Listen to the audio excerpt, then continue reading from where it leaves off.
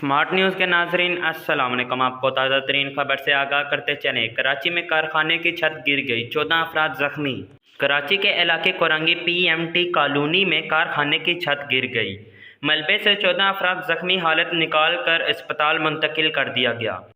ARY news के मुताबिक Korangi PMT colony में बेकरी मंसूयात बनाने वाले 2 मंजिला कारखाने की बलाई छत गिर गई, जिसके बायस इमारत में मौजूद तमाम अफराद मलबे तले दब गए और जख्मियों की चीखों पुकार मच गई।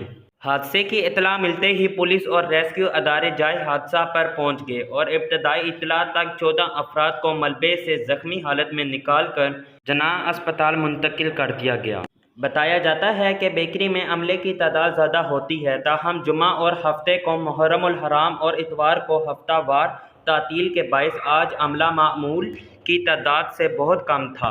आज के लिए इतना ही। जाते जाते आपसे गुजारिश है, मेरे चैनल को सब्सक्राइब करें, दिए गए बेल आइकन को दबाएं और कमेंट में अपनी राय का